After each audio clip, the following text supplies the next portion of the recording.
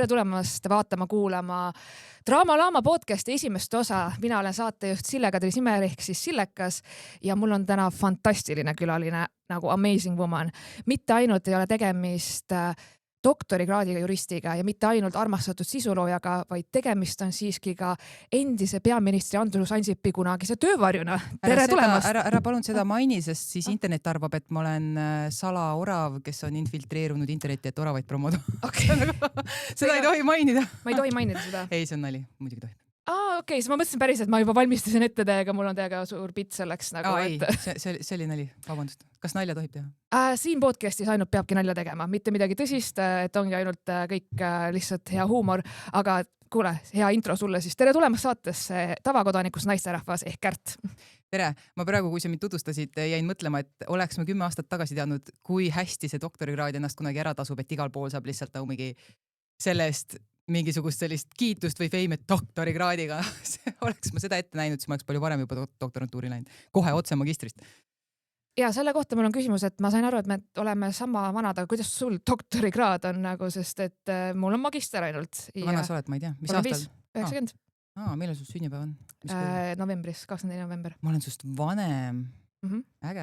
Uurisin järgi, pool aastat. See on minu jaoks tead, miks veider, sest mina läksin aasta varem kooli. Ma läksin 6 kooli, mis tähendab, ma olen eluaeg olnud noorem teistest. Ja siis nüüd ma olen see, oled 30-ndates, kõik teised on sust järjest nooremad. Ja siis on kuidagi selline, veider. Ma ise mõtlesin, vaatasin sust CV-d ja mõtlesin, et kuidas sina olid juba bakas, kui mina olin alles gümnaasiumis. Et sa läksidki aasta varem kooli. Mõtlesin, sa läksid veel varem. Nagu. Ei, 6. Ma sain aprillis 6 ja siis läksin septembris kooli. Okei, sest et mina kui ma nüüd õigesti mäletan 90-ndaid, siis ma olin 7 ja sain 8, kui ma läksin kooli. Ma võib-olla eksin tõesti, ma ei mäleta enam seda aega nii hästi, aga mul oligi, et kui ma lugesin, siis ma mõtlesingi, et oota, kuidas see 2007 ja kui sa oled november, sa ütlesid, jah? Ma november sündin. No vot, see on, eks ole, teine asi ju. See mõjutab ka. Ega praegu on ka nii, kui sa saaksid novembris 8, sa läheksid samamoodi 7 septembris ju ja siis saad novembris 8 minu teada. Vist on ju. Seepärast ma polegi doktorikraadi liiga palju matemaatikat. Väga keeruline teema, ma mingi praegu üritasin arutada peas, ma mingi, ei, mul on 1 kohvi all, ma ei suuda. See liiga kõrge matemaatika. Mul on 2 kohvi, ma sain hakkama. 2 kohvi, väga hea. Aga jaa, ma leidsin siis toreda artikli sinust täitsa Õhtulehest 2007 aasta. Eile 19. korda peetud üleriigiline töövarjupäev andis gümnaasiumiõpilastele võimaluse saada ettekujutus spetsialistide ja juhtide tööpäevast. Kõige tähelepanuväärsem vari lasus peaminister Andrus Ansipil, kelle tööpäeva saatis varjuna Tartu Kivilinna gümnaasiumi 12. klassi abiturient Kärt Pormeister. Neiu oli tähelepanu keskmes ka keskpäeval Stenbocki majas alanud Vabariigi Valitsuse pressikonverentsil. Ambitsioonikas ja pilkupüüde peaministri töövari ütles SL Õhtulehe veebireporterile, et midagi konti murvata peaministri tööpäevas ei näe. Kärt pole suu peale kukkunud ega välista sugugi, et just temast võiks tulevikus saada peaminister. No vot, tahad sa sellest rääkida? See oli väga huvitav minu jaoks. Täpselt sama nagu. Juuksed on siin blondimad ja nägu noorem. Ma ei tea, võib-olla ma kõigepealt hoopis tunnen vajadust öelda neile, kes peaks videopilti vaatama, et põhjus, miks ma seda mikrofoni siin niimoodi helitan süles, on see, et laud on mulle liiga lühike või mina olen liiga pikk laua jaoks, mistõttu ma olen siin natuke veidras asendis, et te teaks sellepärast ja tegelikult ma üritan nüüd teemat viia mujale, sellepärast et piinlik oli seda juttu kuulata, lihtsalt nagu piinlik on enda kohta kuulata mingeid asju. Jumala hea, sinu nagu origin story, selles mõttes, kui ma luges seda, siis ma nagu näed juba... See on täiesti lamp, seal oli avalik konkurss, igaüks sai konkureerida ja kui sa juba konkureerid sihikuridi kõrgele, kõige kõrgem variant oli peaminister, see on ainus, mis selle taga on. Ma olen suvalisel hetkel elus kandideerinud ka mingile kõrgele kohtuniku kohale Euroopa Liidus, ma olen igast võimalike asjadele lihtsalt nagu mõelda, et juba kandideerimine ise, mis sunnib sind kirjutama mingisugust motivatsioonikirja ja mis iganes need nimetused on, kus sa pead selgitama, miks sina oled superäge ja sobid sellele kohale. Minu arust see protsess iseenesest juba natuke jälle arendab ja paneb sind mõtlema, et mida sa tahad ja kes sa oled ja nii edasi. No ma ei tea, sellises vanuses ma elasin Mustamäel lauaviina, ma ei mõelnud vist kõrgelt, et ma nagu kuidagi, mul ei oleks sükest enesekinnust olla, et isegi kandideerida tolle ajal. Ja mulle nagu meeldib see, kuidas on siin nimetatud ambitsioonikaks ja pilkupüüdvaks ja sa ei ole suu peale kukkunud, see on ju täpselt see, kes sa praegu oled. Et peaaegu 20 aastat tagasi on see artikkel ilmad, aga mõtlesin, et vau, näed, sul oli juba abiturendina nagu see olemas sinus, et ja nüüd sa oled siin. Miks sa 17-aastasena viina jõid? mul oli raske elu. Nali. Mul oli raske lapsepõlv. Ei, see oli nali meil ka, see ei ole see ei ole midagi vahvat, aga jah, alkohol on vist kõigi Eesti noortekultuuri osa olnud nii või teisiti. No, plaan oli nagu selles, et alustada 14 aastaselt, siis kui ma olen 24, siis ma maha jätnud juba, vaata. See on hea point, jah, siis saab pereelu elama hakata ja nii edasi, jah. Jah, et siis see oli nagu see plaan.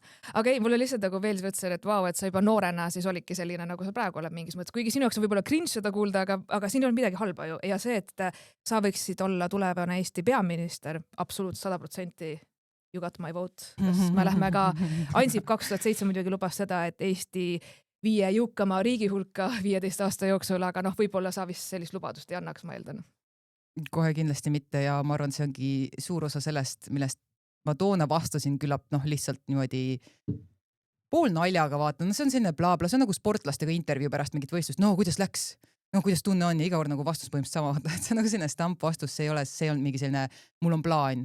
Vastupidi, sellist plaani ei olnud ja ma toona ei mõistnud seda, et kui suur osa poliitikast selles mõttes poliitikuks olemisest ja saamisest on ju eneseturundus ja ma vihkan igasugust müüki, mis on ka muidugi nüüd ma teen seda ju, sest kanali käitamiseks, selleks, et pidada YouTube kanalit, mis tooks tulu sisse, sa pead ennast reklaamima ja see on minu jaoks selline nagu tiriks endal ammast välja vaata tunne, et see ei istu mulle üldse, mis tõttu seda poliitiku värki, sellist müüki iseendale, sellist asja ma ei kujuta ette, see peab olema mingi hetk meie ühiskond võib-olla 10 aasta pärast on nii, kus see ka poliitikuks saamine ongi selline nii sotsiaalmeedia keskne. Eks ta juba täna, ma just nägin juba praegu ja ma nägin eile mingi Jüri Ratase mingisugust videot, kus ta näitab oma Brüsseli kodu ja täielik selline ja come with me, get ready with me umbes on ju, jah. Aga see sama stiili asja, vaata nagu noored teevad. Kuule, kas Jüri Ratas ei saanud mingisugust auhinda isegi sisuloome eest või ma mäletan? Kui sa nüüd ütled, võimalik ja mul on ka Kroonika, meelelahutusau või midagi ta sai, jah. Midagi ta nagu sai. Mingi sisulooja auhind oligi ei olnud või? Minu meelest oligi sisuloost, et ta on nagu, ma ei tea, kas ta enam on poliitikud rohkem on nagu influencer juba ausalt öelda. Ei ta päriselt nagu heas mõttes, ma jälgin ka teda. Ma ei pane nagu puid alla, et respekt vaata ja see on äge ja ta on nagu leidnud selle õige. Sa peadki, sa pead mänguga kaasa minema. Sa ei saa istuda selle mingisuguse bussipeatuse plakati reklaamikampaania otsas, kui suurem osa valjaskonnast on kolinud internetti. Et see on nagu loogiline. Või jagada pastakaid Rimi kõrval on ju. Just. Et jah, see enesemüük võib-olla muutub nii-öelda ka loomulikumaks tuleviku vaates, aga muus osas ikka ma ei kujuta seda ette. Just see, et sa pead ju olema kindel. Mina tunnen, et kui sa lähed sellisesse valdkonda, sa pead olema ise kindel, et see on selge plaan, selge visioon ja kuidas teha asju paremaks ja mul on mingid üksikud jupid süsteemis, kus ma näen, et võiks teha asju paremini, aga eales ei läheks sellisele kohale isegi nagu pürgima enne, kui sul on täielik enesekindlus, et sa tead, et sul on plaan, sul on visioon. Seda peaks olema. No ilma plaani visioonita saab ka minna, nagu me oleme näinud, lihtsalt enesekindlusega saab ka. Aga mina ei tahaks, ma tunneks ennast nagu täielik petis. Nagu täielik petis, kui ma läheksin nagu lihtsalt mingi, saaks Riigikogu palka või midagi. Võiks ju minna, eks ole, jumala mugav, mis sa saad mingi, mis neil on 4-5 tonni. Ei käi pooled istungid, vaatad, palju kohal käib. Midagi ei juhtu. Magad seal vahepeal. Kotti ei tee või ma ei tea, istud kodus veibid ja siis jah. Veibid, ikooniline, jah. Et selles suhtes, et saad kodukontorit nüüd ka teha seal ja see on mõnes mõttes ju nali. Ja minu arust kõige naljakam selle juures on see, et ka need, kes nagu ütlevad, et nad seisavad ühe või teise asja eest, kui sa hakkaks süvenema sellesse, et kes kuidas hääletas mingi seaduseelnõu osas, siis sa näed, kus on tõde. Täpselt. Ma ise kandideerisin 2021 kohalikel omavalitsuste valimistel, lihtsalt sellepärast... Kus kohas? Kristiine käes Tallinnas ja sellepärast, et mind rohelised kutsusid, ma olin politoloogia tudeng, mul on politoloogias magister ja mõtlesingi, et äge, et saan vaata kogemus, lihtsalt tahtsin nagu näha, et mis see siis on, kuidas siis teha kampaaniat nagu reaalselt minna, nagu käisin päriselt tänavatel ja minust olid need bussipeatuses need plakatid. Aga ma sain üsna ruttu aru, et ei, ma ei suuda. Rahastatakse? Nagu neil on omad mingid annetused ja värgid. Ja eks neil on omad annetused ka, aga see on suht, ise teed oma seda. Ise maksad selle bussipeatuse plakati kinni? Ei, seda mitte, see läks nagu erakonna rahade eest, aga seal olid mingid asjad, kus ma ega keegi mulle transporti hüvita või mis iganes, ma pean ise nagu olema aktiivne, pakkuma ennast kuhugi debatti või saatesse või käima, on ja. Mulle üldse ei meeldinud, mulle ei meeldinud olla selles paneeldiskussioonis, kus ma tundsin, et see ei ole diskussioon, siin räägitakse üksteist üle ja lihtsalt nagu surutakse peale, isegi vastata küsimusele, vaid mingi lambi hülgemüla oli seal lihtsalt ja ma olin nagu, oota, kas ma võiks küsimusele vastata, ma olen täielik vaata selles mõttes nagu hästi konkreetne, et ma vastan küsimusele, ma ei hakka ajama mingisugust aga teate, mida Reformierakond on teinud, teate, mida Keskerakond ei ole teinud, ma ei alusta niimoodi, vaata, ma ei suuda, ma lihtsalt ja ma olin see on nagu probleemi lahendusele fokusseeritud.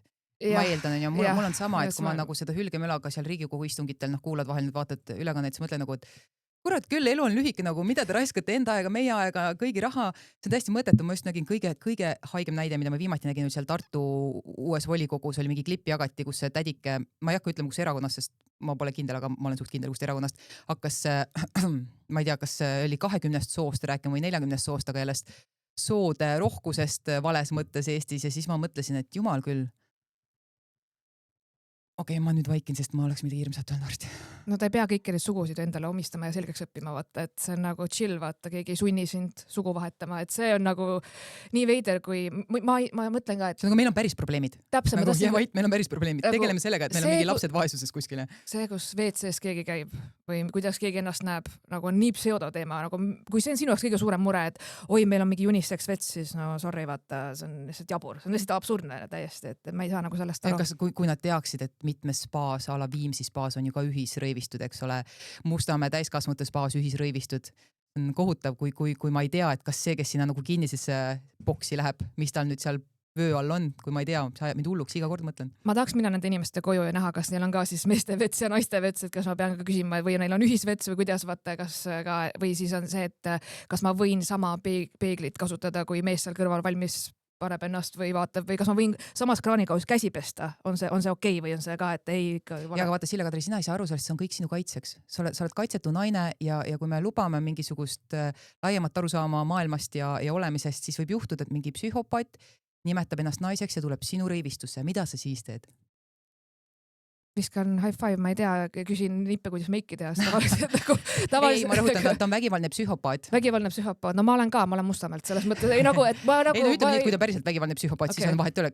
Ja, vahet ole, kes on nagu selles mõttes... Siis on probleem ja siis tuleb politsei kutsuda, et ühesõnaga, ma nüüd tõmban kriipsu siin, sest ma tean, et sul olid tegelikult küsimused.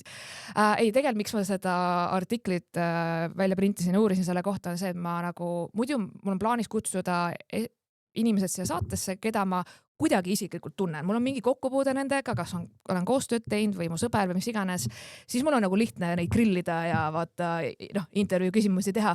Aga sinu puhul oli see, et ma nagu tegelikult ei tunne sind inimesena, ma olen sul laivi vaadanud ja tänks, et sa spoilisid oma laivis siis minu podcasti, kui mul polnud logo veel valmis, et aitäh selle eest. Aga samas... Aga ATH-ga inimene vajab välissurvet. Ma andsin sulle välise surve. Tõsi, ja siis ma mõtlesin, vaatasin meie vestlust, ma olin nagu, aga ma ei öelnud seda, et ära jaga kolmandatele osapooltele vaates. Ja kolm ausalt, ma oleks võinud seda ise taibata ja mina ei taipanud, see ongi eluõppetund mõlemale, eks ole. Ja, et aga ei, selles mõttes, et lihtsalt naljakas, ma vaatasin nagu laivi, sõin midagi, siis ma olin nagu okei, kirjutasin kujundale, kuule, kui kiiresti sa selle logo valmistad, ma ei tea, võib-olla veel lansseerima jaanuaris, aga ma ei ole kindel, ühesõnaga hoian kursis. Ja siis inimesed hakkas mulle kirjutama, päriselt nagu sa teed podcasti, ma võingi väga šokeeriv tõesti. Ja sa said julgustust inimestelt, et tee ikka, muidugi tee, nii äge. 3 inimest kirjutas, jäi. Kuule, 3 on fantastiline. Mul meeldib, et nii palju kirju tuli, vaata, alati pingutad üle sellega, et räigelt inimesed tahavad, räigelt surve on, tahe on suur ja siis on mingi 3 inimest, kes kirjutas. Aga aitäh teile 3 inimesele. Ei, tegelikult selles mõttes äge, ma ei ole pahane, lihtsalt naljakas oli kuulda, ma mingi ja siis ei mäletan podcasti nime ja siis ma kirjutasin sinna ise selle kommentaari, et okei, ma tegelikult mul nagu kuklasse oli olemas ja mõtlesin, kui ma nüüd eksin, siis on eriti piinlik, kui ma nagu kuulutan välja. Okei, ma ei mõelnud selle hetkel nagu välja kuulutamisele, nagu ma mõtlesin selle osa vaata nii-öelda välja kuulutada. Sa vist ütlesid mulle, et sa saab esimene olema, aga seda konkreetset asja ma ka sel hetkel ei mäleta. Ühesõnaga minu poolt siiras palun vabandust, sain eluõppetunni. Ma loodan, et see kuidagi hoopis mõjub positiivselt lõppastas. Muidugi. Ei, tegelikult mul ongi see, et ma ei hakka fabritseerima mingit draamat või nagu ma ei hakka lihtsalt see podcasti nimi on küll Draama Lama, aga see lihtsalt nagu nali, ilmselgelt kalambuur, et see ei olegi midagi tõsiselt võetavat ja nii edasi, et aga ma üritasin siis teha sinu kohta nagu uurimustööd või eeltööd, et ma siis panen räigelt head küsimused ja ma leidsin, et sa oled ka teistes podcastides käinud ja siis mõtlesin, et tore, ma saan kuulata nüüd sinu nagu juttu ja sinu mõtteid, et ma ei küsiks samu asju vaata ka, et aga kahjuks ma sattusin sellise intervjuu peale, kus saatejuht küsis sinu käest hästi palju tänulikkuse kohta ja minul on selline teema, et minu trigger on see, kui keegi minu käest küsib, kas ma olen tänulik millegi üle, ma täiesti ma ei kannata seda sõna. Okei, siis ära palun sinna podcasti mine, sest see mõjuks sulle hästi. Ma kindlasti ei lähe. Ja see ei ole midagi selle saate pihta või kuidagi selle intervjueeri pihta, aga mul lihtsalt oli see, et kui ma kuulen ühe korra veel sõna tänulikkus, ma viskan oma kõrvaklapid aknast välja nagu lihtsalt, sest et minu jaoks tänulikkus on selline asi, mida mulle on lapsena nagu vanaema, vanaisa hästi peale surunud. Sa peaksid olema täiega tänulik, et toit on laual ja katus on pea kohal ja sul on riided seljas, nagu aitäh, baasvajadused kaetud lapsel on ja ma kogu aeg tundsin alati, mulle nagu suruti alati peale seda tänutunnet ja mitte ainult kodust, vaid ka näiteks, kui ma käisin Töötukassas konsultatsioonil on ja siis mulle seal öeldi, et pane iga õhtu kirja 3-5 asja, mille eest sa oled tänulik. Ja siis ma ütlesin, et kuulge, mis hülgemüla see on, mis nagu life coach soovitas. Töötukassas mulle öeldi sükest asja. Ja siis ma olin nagu, mul on aastas olnud 3-5 asja, mille üle ma olen tänulik, sest esiteks ma olen läbi põlenud, on ja ma olen töötu, mu ema suri mu sünnipäeval, ma pean leina asjadega tegelema ja siis ütleb mulle, pane kirja nagu asjad, mille üle sa oled tänulik. Et ma tunnen nagu see nagu tekitab must trotsi või sükest nagu mis asja vaata, et ei, ma ei ole nagu tänulik ja see oli nagu väga veider asi, mida mulle Töötukassas öeldi. Aga Töötukassas öeldi ka seda, et kõigi emad surevad, nii et võib-olla nad ei ole kõige pädevamad nõuandjad selles osas. See ei kõla küll eriti hästi. Seega ma väga palju eeldust sinu kohta ei saanud teada, aga ma seda tean, et sa ka hiljuti said ATH diagnoosi. Ja mina olen ka see naine, kes siis 30-ndates sai selle diagnoosi ja ma ei tea, kuidas sul oli, aga minu kogemus oli see, et ma ei suutnud seda alguses aktsepteerida päris mõnda aega ja ma tundsin, et see kuidagi on nii ebaõiglane. Miks? Sest et ma nagu ise arvasin alati, et ma olengi teistsugune, eriline, et see ei ole diagnoos, et ma räägingi kiiresti, et ma olengi omamoodi ja nii edasi ja siis ma mingi, see on sümptom, see on sümptom, see on sümptom ja siis igal pool ma lugesin, et ja ATH, mingi trendihaigus, mingi moehaigus, kõik tahavad seda diagnoosi, see ei ole päris asi või et siis need inimesed on mingid veidrad ja ebardid ja siis ma tundsin nagu ennast ülihalvasti lihtsalt, et okei, kas ma valetasin oma psühhiaatrile, kas ma tegelikult kuidagi need testid siis feikisin või on mul siis päris diagnoos, ma hakkasin hullult kahtlema ja ma nagu ei suutnud seda mingi aasta aega aktsepteerida. Et pärast, kui ma suutsin, siis mul oli palju lihtsam ja siis ma olin nagu, tegelikult see on eripära ja see ei tähenda, et ma olen mingisugune hälvik nüüd vaata või nagu mingi, et ma ei saa eluga hakkama, lihtsalt ongi, nüüd ma saan aru endast paremini. Ja ma ei tea, kuidas sinu teekond selles osas oli. Tundsid kerendust? Jaa, mul on väga kahju kuulda, et sul selline kogemus oli. Minu jaoks oli see vastupidi selles mõttes positiivne kogemus, et kergendav tunne teada, et ma ei kujuta endale seda ette, et teatud asjad tunduvad mulle, sel hetkel ma ütlen, tundusid mulle palju raskemad kui teistel, just need asjad, mis teistel on lihtsad, tihti tundusid mulle siiamaani, tunduvad rasked. Ja seda on, teistel inimestel on vahel seda hullult raske mõista, sest nad võib-olla vaatavad mind ka nii, nagu sina siin alustasid hullult kiitvalt ja mis on hästi nunnu ja aitäh sellest, aga reaalsus on see, et kõik need asjad, mis on nagu hästi läinud, mida inimesed näevad paberil saavutustena, olgu see doktorikraad või mis iganes lamp töö varjutamine 17-aastaselt, et kui palju on nagu seal taga olnud negatiivseid asju ja sellist endaga võitlemist kogu aeg, igapäevaselt endaga võitlemist ja selliseid raskeid perioode, et neid asju ei näe ju keegi. Ja tänapäeval võib-olla näeme rohkem, kuna on seda sotsiaalmeedia sisuga, mis näitab päriselu ja reaalsust ja raskusi, eks ole. Vanasti oli ju lihtsalt peavoolu ajakirjandus, kus näidatakse ilusaid ja edukaid inimesi. Et nüüd on, muidugi seda on ka, Insta on täis kõik need täiuslikke inimesi, aga näidatakse ka rohkem nagu seda reaalsust, igapäevaelu, mis ei ole nii glamuurne, ilus ega positiivne. Just, ma sattusingi selle peale psühhiaatri kabinetis, ma olin vist kas 2 korda siis läbi põlenud elus ja ma tundsin, ma kogu aeg olen samas mustriks kinni, kogu aeg mul on samad probleemid, aga ma olen 30 nüüd. Nagu mis toimub päriselt, et ma arvasin, et see on mingi noor, kasvan välja sellest või kuidagi noorena või nagu, et ja siis ta küsiski otse, et mis sul kõige rohkem nagu häirib, ma ütlesin, et ma ei saa aru, miks mul ei teki rutiini, miks ma vihkan rutiini, miks ma ei saa pesta nõusid. Jah, ma füüsiliselt saan pesta nõusid, aga miks see on võitlus iseendaga iga kord ja lükkan asju edasi, kuigi ma võiks selle kohe ära teha ja ma olen proovinud ennast igatepidi õpetada, piitsutada, motiveerida, aga nagu mul ei jää külge, mul lihtsalt jää külge, see ei ole normaalne. Teised inimesed ütlevad, et nad teevad asju automaatselt. Ma mõtlesin, et mis mõttes sa teed asju automaatselt? Ma ärkan hommikul üles, ma lähen pesen hambad. No mingi, sa ei pea sundima ennast. Pesehambad, mine pesehambad on ja. Ma olen nagu mingisugune teismeline, ma pean ise ennast peksma voodist üles, ma ei taha voodist üles tõusta, on ja see on terve elu mul olnud, et ma ei käinud esimestes tundides koolis ja puudusin väga palju ja nii edasi ja ülikoolis ka ja kõik see ja tööle hilinen alati ja hommikuti olen, palju on seda olnud. Ja siis ma pean nagu sundima ennast minema vannituppa pesema iga hommik.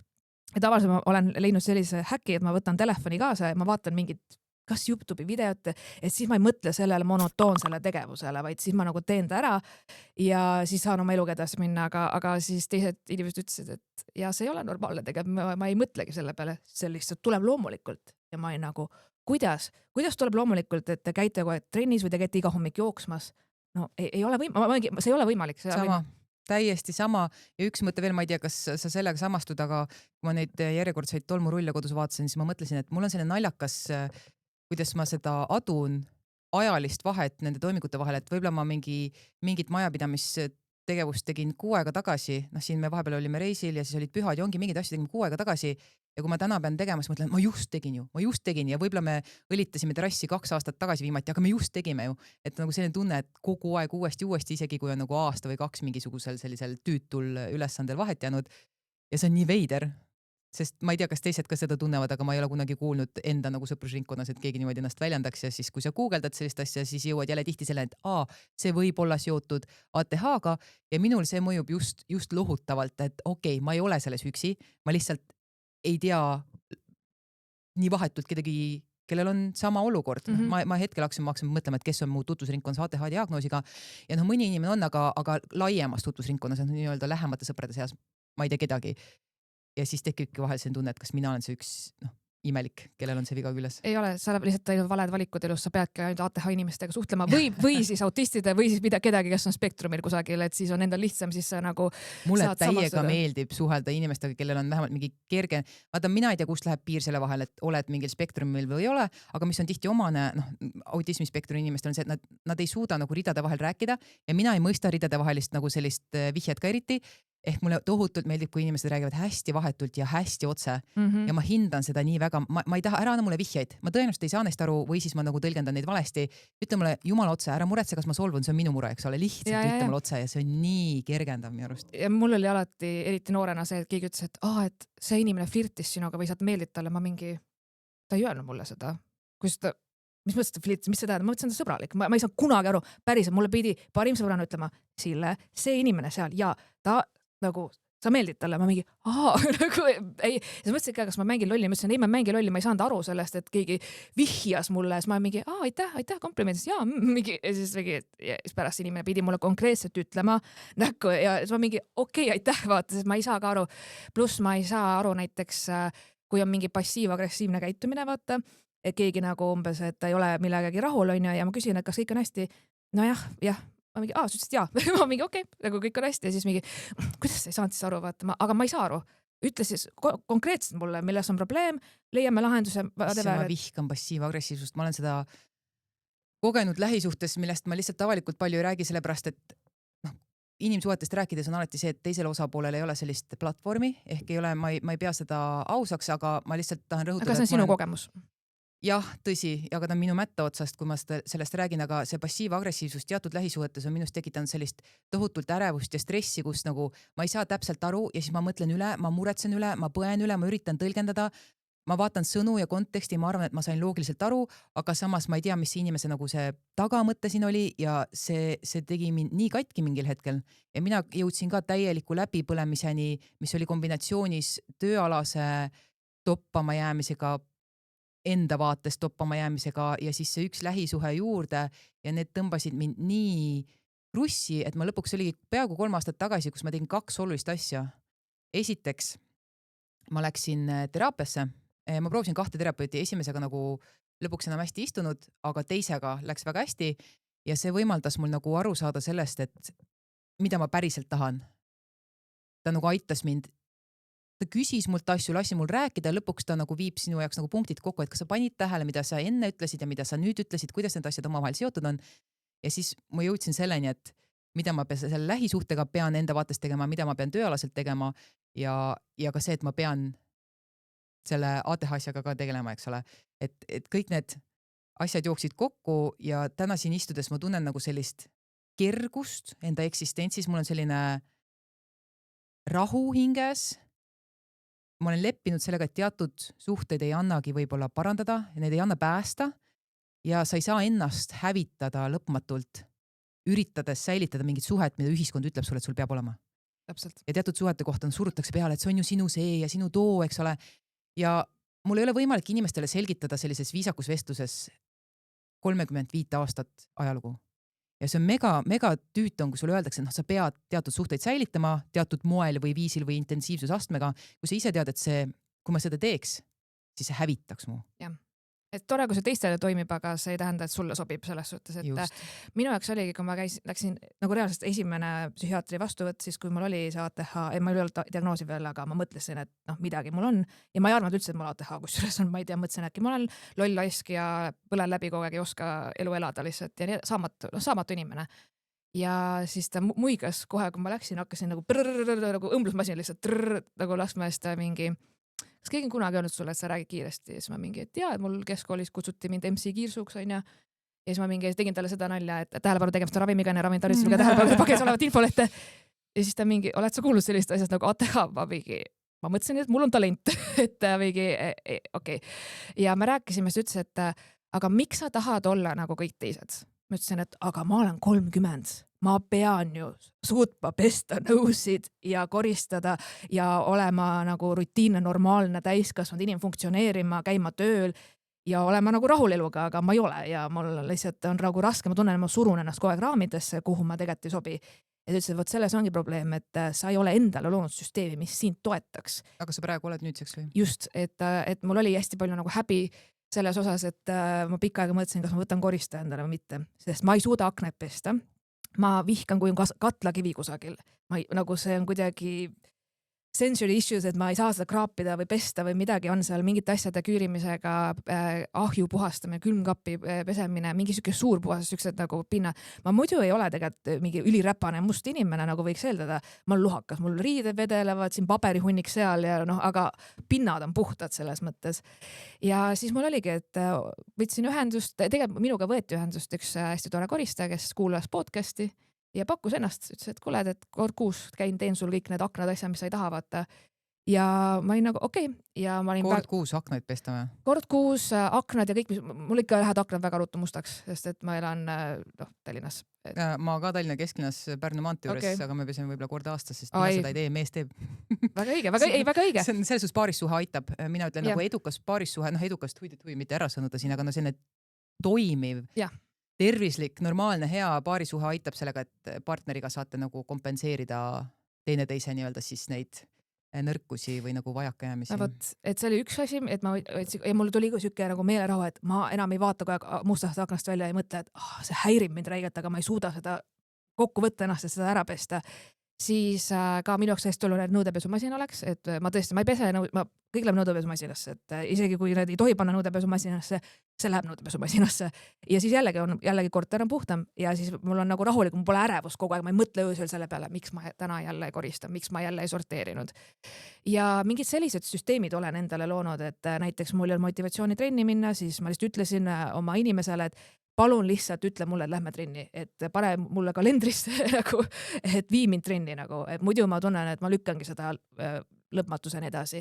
Ja nii edasi, et kalendrit olen kasutama hakanud ja siis ma olen ka siuke, et ma ei mäleta, kas ma võtsin täna ATH ravimit, ei tea vist, jah, ma arvan, ma ei ole kindel.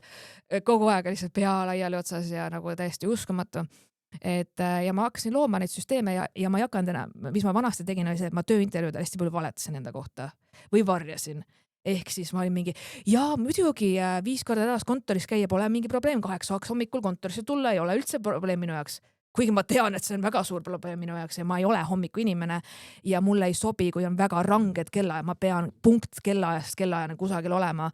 Mulle sobib see paindlikkus, jah, ma saan hommikuks tulla, aga palun ära ütle, see peab olema 8, sest ma jõuan äkki 8.05 või mis iganes, et tööandjatega ka, kui ma hakkasin nagu avama, olema aus, et ma tegelikult tahaks teha osaliselt kodukontorit, ma ei taha iga päev kontoris käia, see väsitab mind see lihtsalt tulemine ja sättimine hommikul. Mulle sa ei pea seda rääkima, mina olen absoluutselt sama ja see läbipõlemishetk, millest ma sulle rääkisin, mul oli ideaalne olukord keskmise inimese vaatest, mul oli väga hea tööandja, meeletult toetavad kolleegid, väga hea palk, vähemalt see oli 3 aastat tagasi, ta oli hea, nüüd on inflatsioon on nii rets, et enam ta võib-olla nii kõva ei oleks, aga ma olin poole kohaga ja ma sain üle 2000 kätte. Wow. Ja täielik kodukontor, täielik vabadus. Kolleegid ainult kiitsid, sest nad polnud juristid ja ei saanud aru, et ma tegelikult nagu bluffin poolest, aga ideaalne olukord, eks, mida sa veel tahad? aga ma ei suutnud, mul on igal töökohal olnud sama asi, et ma tunnen seda põnevust, et kandideerid ja siis tõestad ennast ja siis saad koha ja siis on nagu leping allkirjastatud, istun seal töö juures ja põhimõtteliselt esimene teine päev hakkad mõtlema, nii kaua ma siin olen, mida ma järgmisena teen, vaata, mis on järgmine väljakutse. See on ka põhjus, mis mul doktorikraad on see, et mul hakkas ühel töökohal nagu kohe tuli rahutus, aga sa ju tead, et see ei ole ühiskondlikult aktsepteeritav, et sa töötad igal kohal mingi kuu aega, vaata, et siis sa, mida mina tegin, ma venitsin vähemalt aasta-poolteist, mul on keskmiselt kõik töökohad olnud umbes 1,5 aastat. Kõigepealt ma alustasin advokaadibüroos, seal olin 1,5 aastat, siis ma läksin USA-sse õppima, nii et ega ma kauem, ma ei tea, mis oleks saanud, kui ma poleks saanud USA-sse õppima, sest siis mul oli juba rahutus hinges ja samal ajal süümekad, et kuidas sa loobud tööst, mis on sa oled advokaadibüroos ja tuntud nimed ja kõik on nii hästi ja nagu prestiižne, kõik tahaks seda tööd. Ja sa kõik vaatad sind imelikult, kui sa loobud sellest, on ju, siis mul hea vabandus, ma olen USA-sse õppima, et tulin tagasi, lähen Ravimiametisse meditsiiniõiguse niši, kus kraadi tegin ka meditsiiniõiguses. Nii olen seal natuke ära samamoodi rahutus, selline rahutus, siis ma läksin doktorantuuri ja lõpuks ma tahaks ikka täiega doktorantuuri hoopis teha. Ja vot see oli ka äge, sest ta on selline piiratud projekt, sul on kindel eesmärk, sa pead teatud asjad ära tegema, see on nagu selline akadeemiline arvutimäng, ma tegin veel publikatsioonide põhise, mis tähendab, sa pead avaldama artikleid kuskil sellised uhketes tunnustatud ajakirjades, aga see on ka nii põnev, teed midagi valmis, saad tagasisida ja siis see on nagu selline punktimäng ja teed selle ära ja ma lõpuks jõudsin selle ideaalse töökohani ja siis oli ikka sama tunne, et ma tahan, mis järgmised, ma ei saa.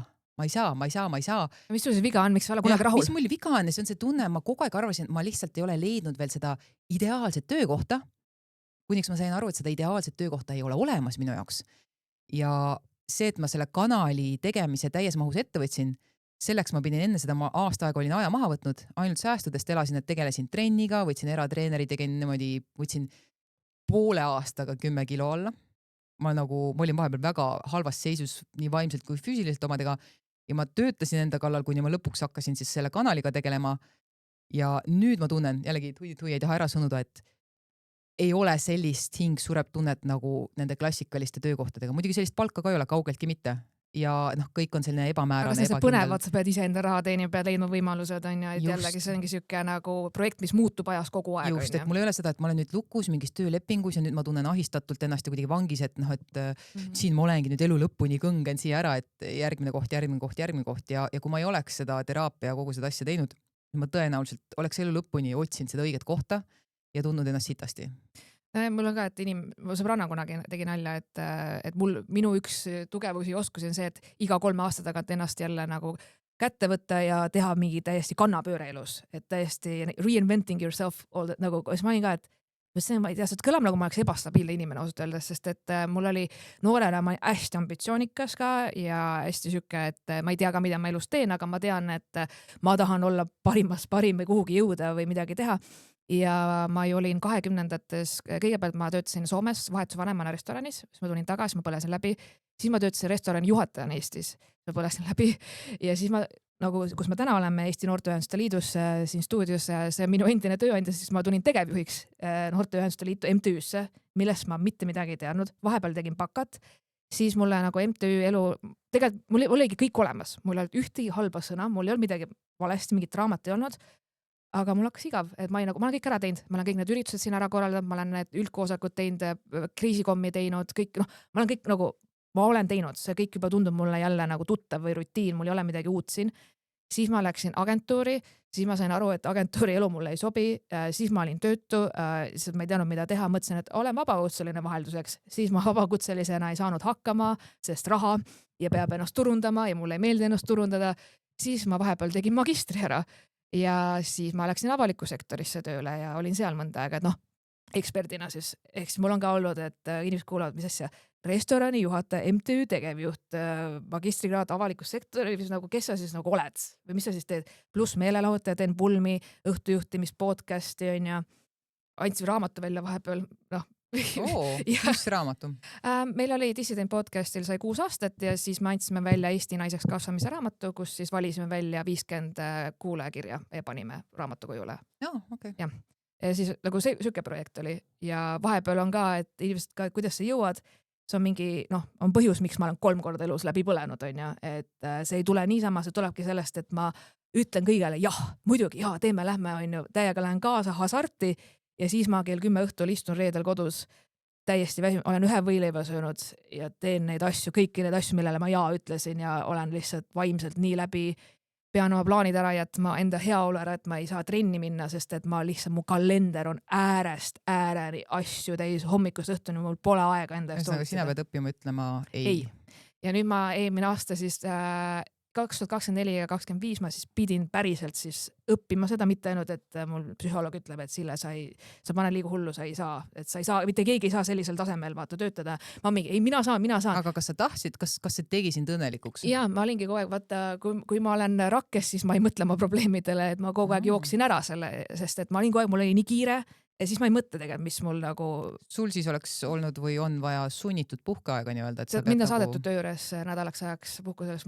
Sa pead ise ennast saatma, eks ole. Jah, aga mul oli nagu, siis ma sain aru, et asi on halb, kui mu tööandja tuli muga rääkima, ütles, et tead, Sille, sa oled tore inimene, aga sul on närvid läbi, see ei käitu normaalselt praegu ja me ei saa lihtsalt kontorisse sind praegu lubada, sest me kõik saame aru, sul on raske, aga sa pead ise võtma aja maha ja saama aru, et sul ei ole okei. Ma võtsin hästi palju kaalust alla, ma olin nagu luukere lihtsalt ja nagu täiesti, ma ei suutnud magada, mul olid ärevushäired, ma ei söönud normaalselt ja lihtsalt oligi, et kuna mul juhtus 2024, siis 3 kuu jooksul umbes oligi, et kõigepealt ma olin haiglas, mul diagnoositi skleroosis multiplex, ma läksin mehest lahku ja siis mu ema suri mu sünnipäeval.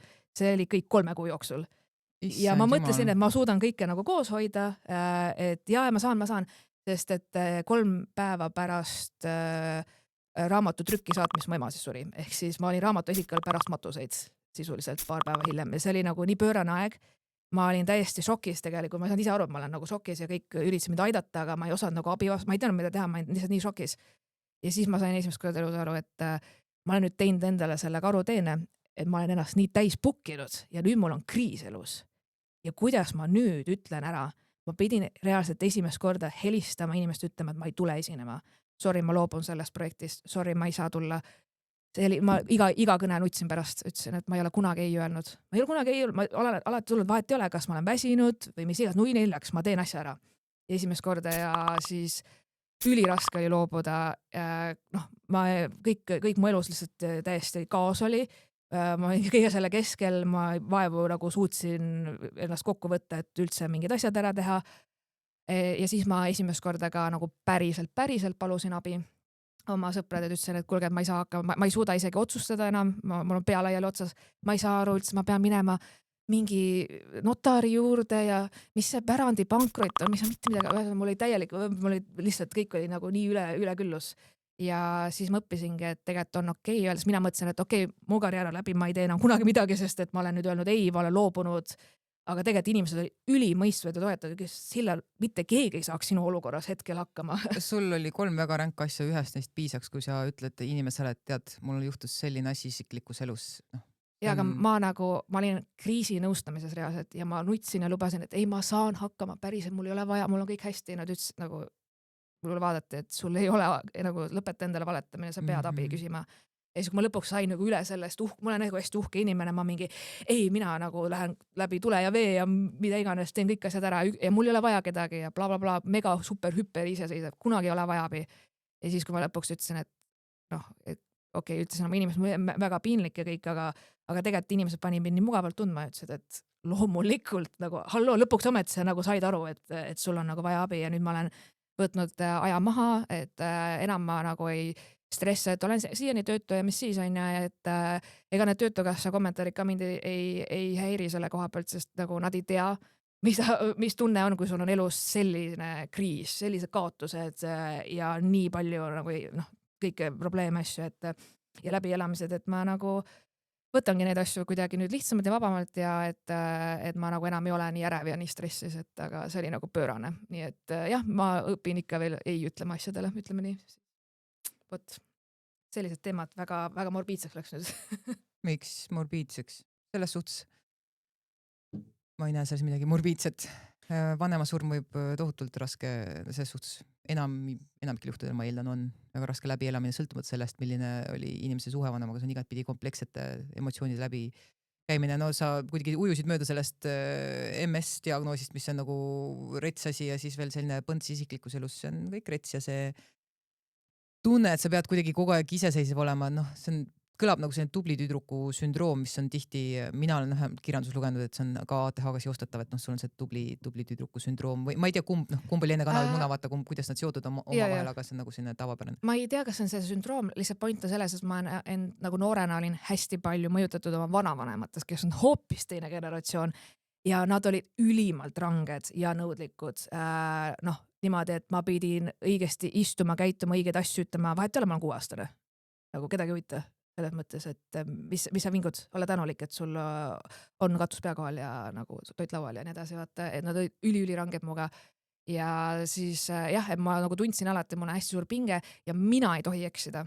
Ma ei tohi kunagi midagi valesti öelda, valesti käituda, halbu hindeid saada nagu, ja siis mul oli lihtsalt siuke stress. Lapsest saadik on olnud räme stress nagu.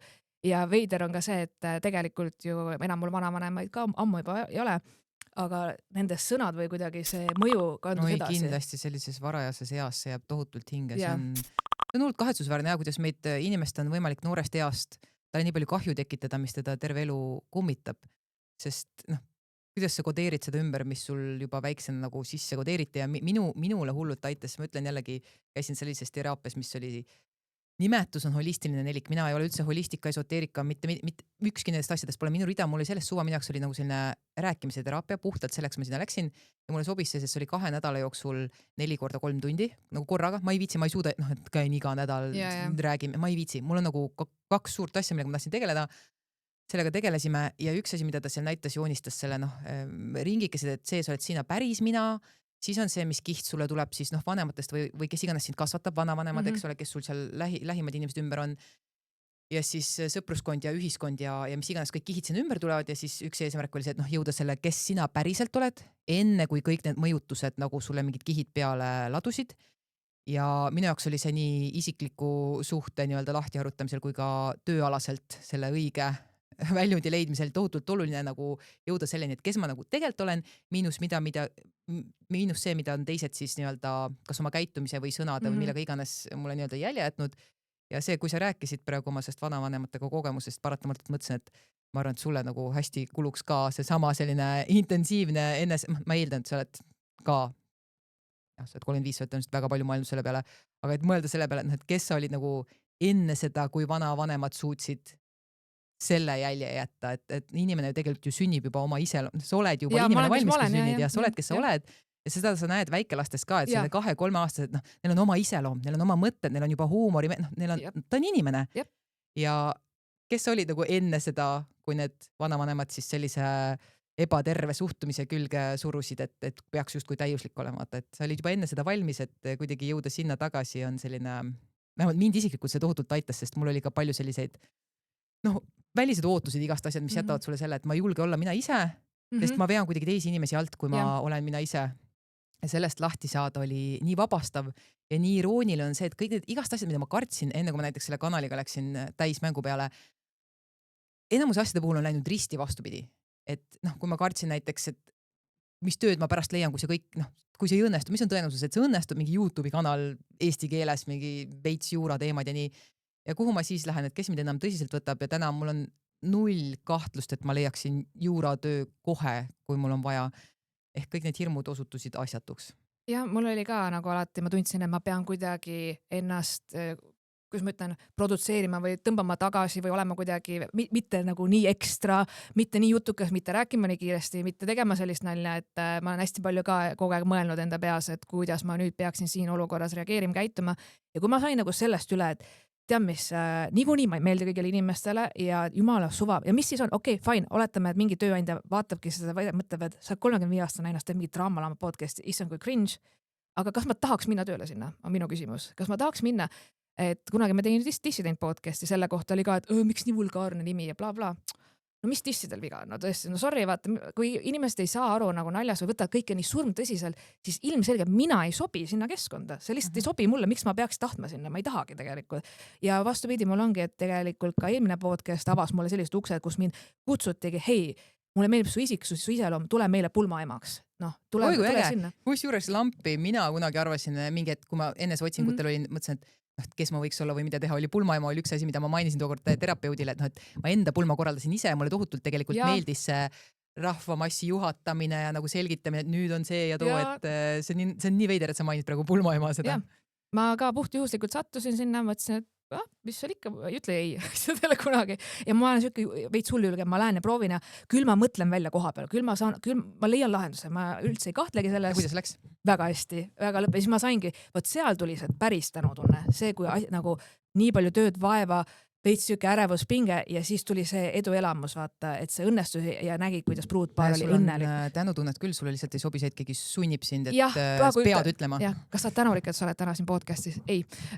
Kui mul oleks kohe, ei ole nagu, ei, miks nagu lamp, no lihtsalt mul ei saa vaata niimoodi. Mina küll olen, et sa teaksid, aitäh, et kutsusid.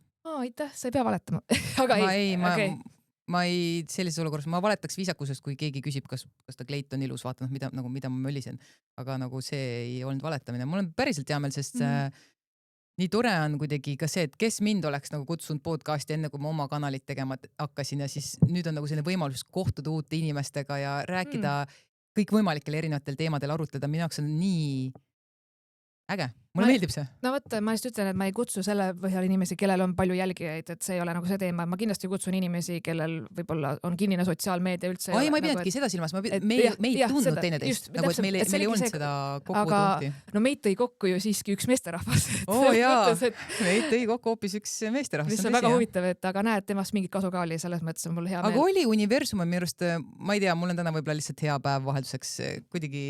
Mitte, et mul muidu oleks halvad päevad, aga lihtsalt mina tunnen küll praegu, ma istun siin, ma tunnen tänutunnet ja mõtlen, kas pole naljaks, et keegi kirjutas mingisuguse raamatu, mis mida iganes ja siis meie nagu sotsiaalmeedias hakkame sel teemal suhtlema, et kui loll on see raamat ja nüüd me istume siin ja räägime hoopis nagu sellest, et kuidas sa käisid pulmaemaks ja ma ka juhuslikult kaalusin seda vaata nagu. Kusjuures nüüd ma olen juba nii kaugele jõudnud, et ma pakun inimestele konsultatsioone. Nagu päriselt mul on üks sõber, kes kutsuti siis oma keeleoskuse pärast pulmaisaks pulma ja tal oli nagu sille, mul pole õrna aimugi, mida ma pean tegema, kust alustada, mida mul on vaja. Ja ta küsiski mult reaalselt nagu konsultatsiooni ja võtsin, et loomulikult saame kokku ja räägime ja siis istusimegi maha ja siis ma küsisin, kas sul see on, kas sa seda tead, on sul see, aitasin tal programmi koostada, kõiki asju rääkisin, ta endale näiteid, et siin on minu tseremoonia tekst on ja muuda seda, vaata, anna mingid põhjad, mul on tohutult materjali, infot on ja ta oli nii tänulik, kes võttis, et näe, võt kui lahe, et mul oli nii hea meel, ma saan kedagi aidata selles valdkonnas, sest tõesti pulmad mulle väga meeldivad, aga ma hästi teadlikult teen ainult paar pulma aastas, siuke 3. Sest siis ei teki seda liinitöö tunnet ja seda, et ma nagu hakkan pulmi vihkama, vaata, et jälle see sama, vaata, või kuidagi kõik hakkab korduma. Ja mulle meeldib ikkagi see põnevus, vaata, et iga pulm on erinev, sest paar on erinev, soovid on erinevad ja ma saan nagu loominguliselt mõelda välja teile mingisuguse loova asja, mingi lahenduse, mingisuguse nüansi, eripära, midagi unikaalset, mida ma ei ole kusagil näinud ja see protsess mulle tohutult meeldib. Mulle meeldib, kui see keegi annab mulle siukse ülesande, et okei, me ei taha teha traditsioonist asja, mõtle mulle uued asjad. Mõtle midagi sellist, mida ma ei ole näinud. Okei, siis õpin neid inimesi tundma ja siis ma hakkan mõtte vaata vaikselt jooksma ja siis mul on need sellised pakkumised. Võt see täiega I love it nagu lihtsalt, et ja seega pulmad on fun, päriselt soovitan, kui sa tahad. Pulmaemas väga palju maastikul ei ole, seega why not, proovi. Jah, ma isegi üks kanalisõber kirjutas mulle ja me vahepeal rääkisime sellest rändist, aga siis see vaibus ja ta pärast ühel üritusel tuli muga rääkima, ütles, et nad lõpuks võtsid ikkagi mingi pulmaisa ja selles suhtes mingi muudel põhjustel. Ja siis ma mõtlesin pärast, et tegelikult ongi hästi, et nii läks, sest reaalselt see kanali käitamine võtab enamus ikkagi mu aja ja ressursist ja energiast ära. Ja ma pigem ei tahaks vist, et mul läheks siis mingi reede või laupäeva õhtu, millal pulmad tavaliselt on. Et mul on laps on väike, vaata, et võib-olla kui ma olen vanem, et ma arvan, et oleks väga, väga äge, kui oleks mingi selline hallipäine 50-ndates, 60-ndates, ma ei tea, millal mu juuksed halliks lähevad, aga ma loodan, et varsti, sest ma ei taha tumedaid juuri, vaata, ma ootan, et mingi halliks juba need juuksed. Hele halliks ma loodan. Manifestin endale halle juukseid. Manifesteerin.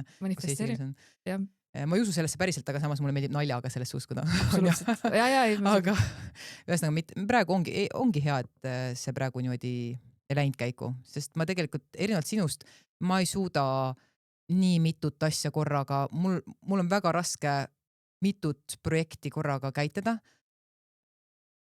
See ei istu mul hästi.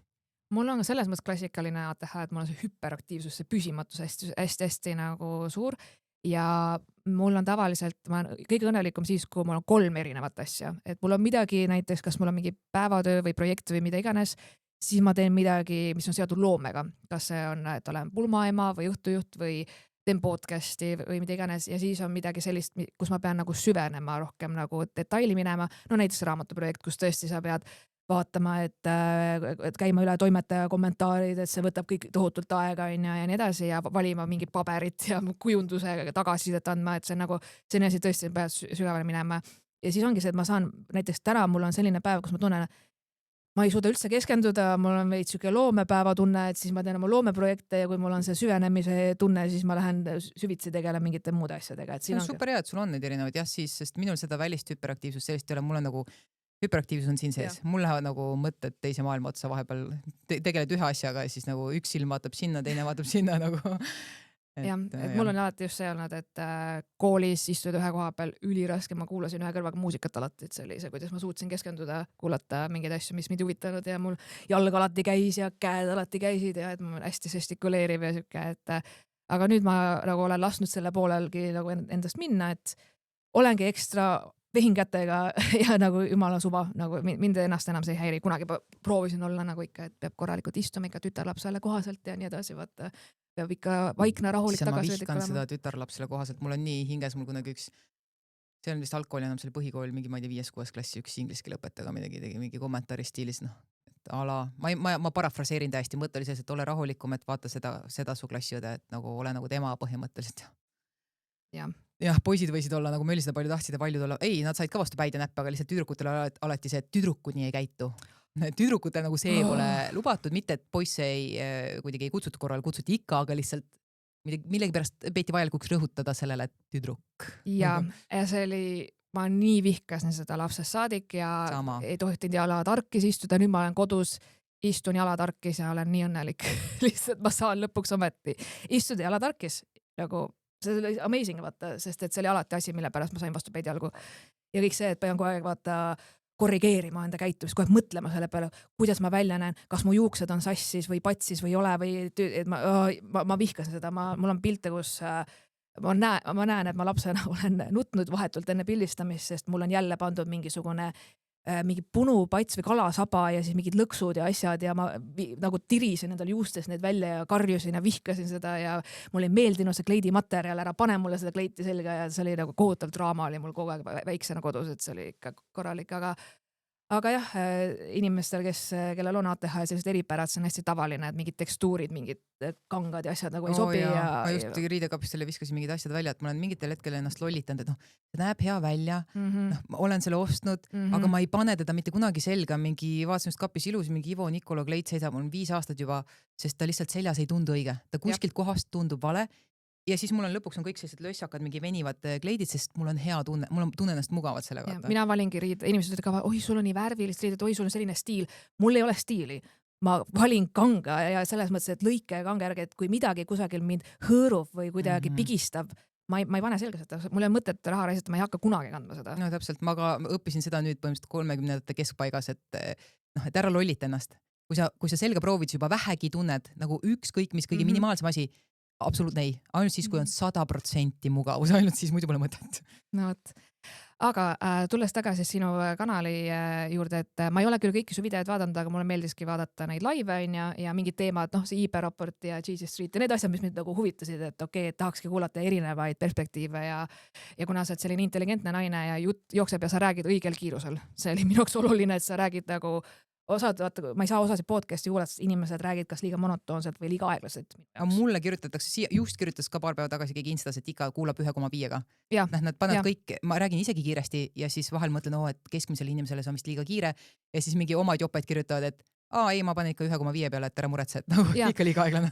Ma olen nagu seda tüüpi inimene, kes mingi TikToki videos tihti paneb ka 2 korda kiiremaks või nagu, aga podcast'e ma ei suuda kuulata, kui ma panen kiiremaks seda, sest et ta muudab kuidagi, ma ei tea, ühesõnaga mul on see, et ma olen väga spetsiifiline, mis puudutab saatejuhtidesse või podcast, isegi vahet üles kontseptsioon või külaga. Mis su lemmik podcast on?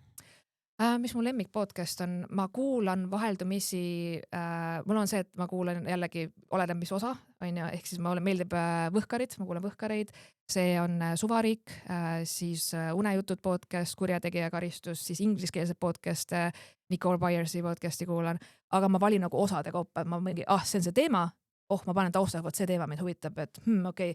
Ja siis ma koristan või teen midagi samal ajal. Ma alati lähen kuhugi, kas ma kõnnin kuhugi või ma sõidan jalgrattaga ja siis ma nagu kuulan podcast'e.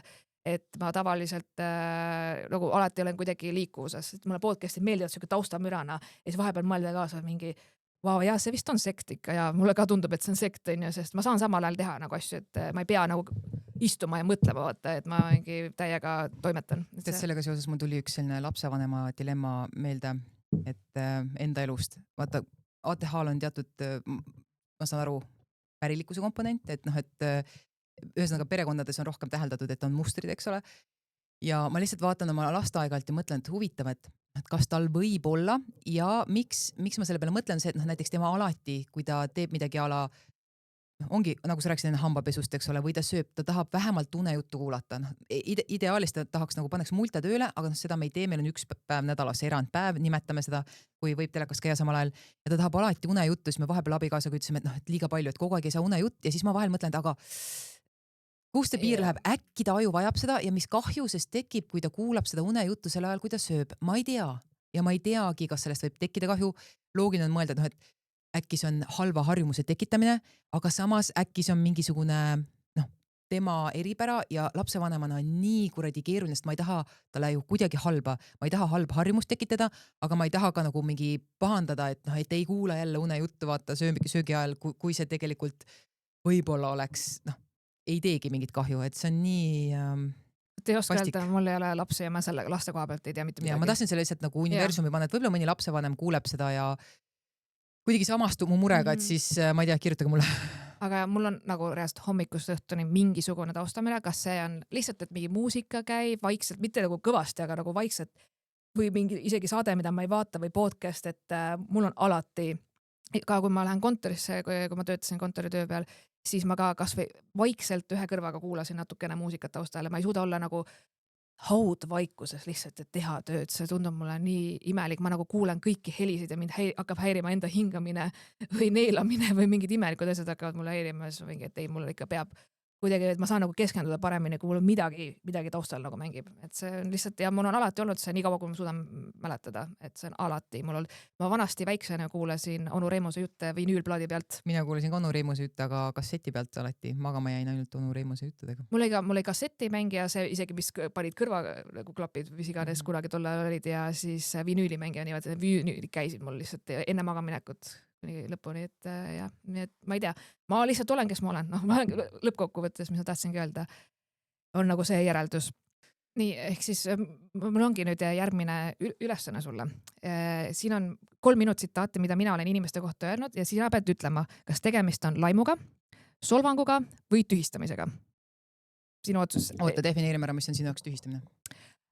Minu jaoks tühistamine on see, et see inimene siis pärast mingisugust skandaali ei saa enam siis selles valdkonnas nagu töötada või mis iganes, ta jääb ilma, tal on nagu päriselt kaotus, ta ei saa enam näiteks seal juhtival kohal olla või seal asutuses valdkonnas enam töötada, et ja nüüd ta ongi kodus ja keegi ei taha temaga koostööd enam teha, keegi kutsu teda, ei anna talle platvormi enam, et ta ongi aga nagu... minu jaoks on seal üks lisaasi definitsioonis, ainus tühistamise definitsioon, mida mina aktsepteerin, on see, et kui see skandaal, mis sinu definitsiooni algus oli, kui see põhineb valeväidetel, kui on selline valeväidetel põhinev tekitatud skandaal inimeste suhtes või selline ülespaisutatud mingi teema ja tuleb välja, et need väited olid alusetud ja siis inimene on jäänud ilma millestki. See oleks tühistamine, sest kui need asjad on päris, mis toimusid ja ta siis jääb ilma oma positsioonist, kuidas see tühistamine, need on lihtsalt tagajärjed sinu tegudele. Et minu jaoks on hästi oluline, et see, mille pärast ta jääb oma seisundist ühiskonnas või staatusest kuidagi langeb selles osas ühiskonnas.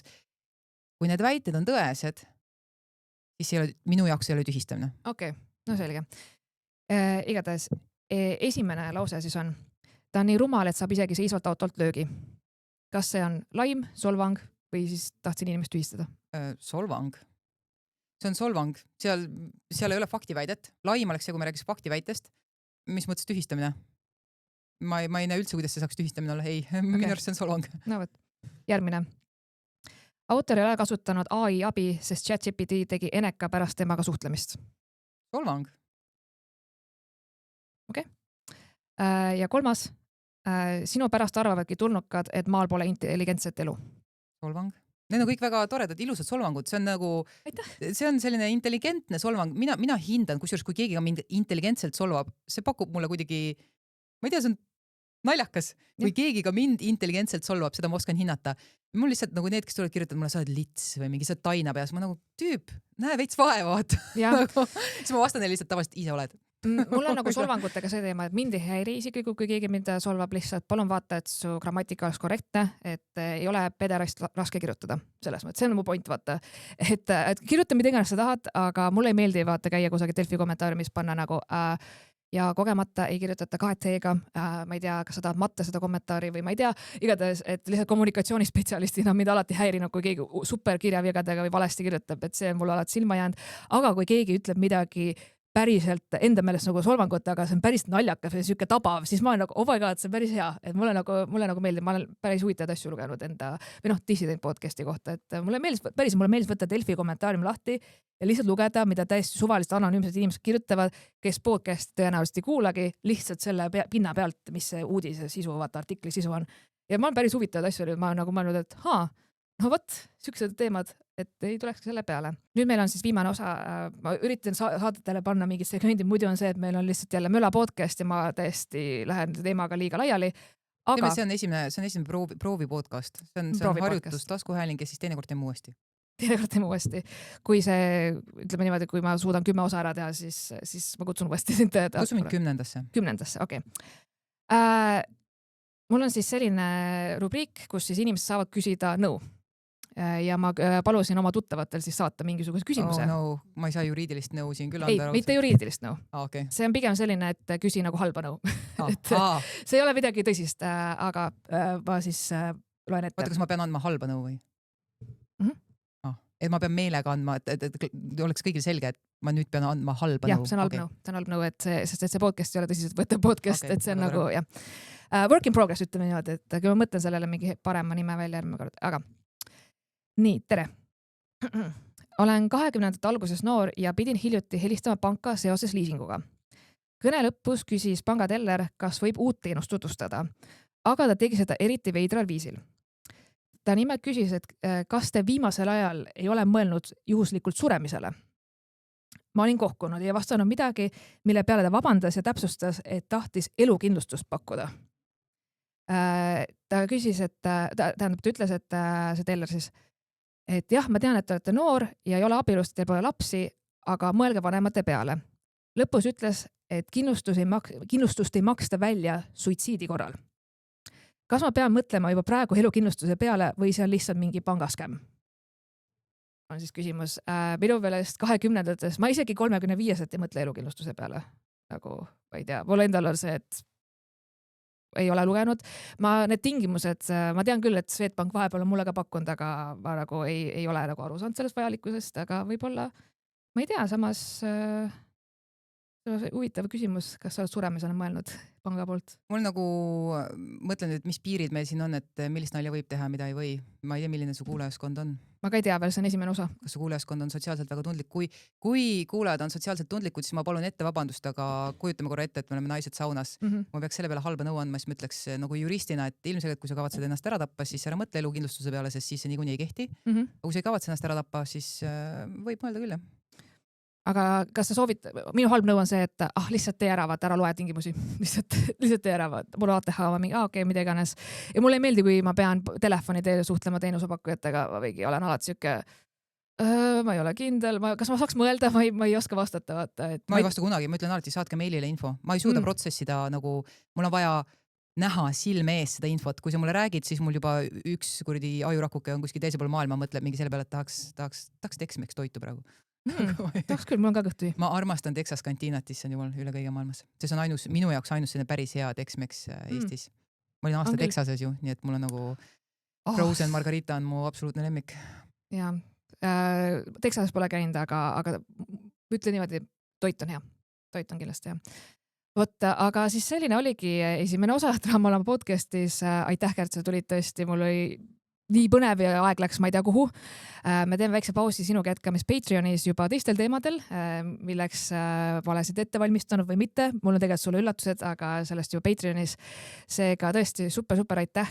Saad veel ennast promoda nüüd. See on see hetk, kus sa saad siis öelda kõigile, kus sind leida võib. Tere kõik, mina olen Kärt, tavakodanikust naisterahvast sotsiaalmeedias. Mind saab leida YouTube'is, mind saab kätte Instagramis, meili teel ja mina olen eestlaste loodud platvormil plurbay.com/tavakodanik. See on Patreoni asemel mul, sest kui minu kanal püsib pinnal tänu tasulistele liikmetele ja YouTube võtab väga suure osa liikmesuse rahast ära, mistõttu ma otsisin ka alternatiivi.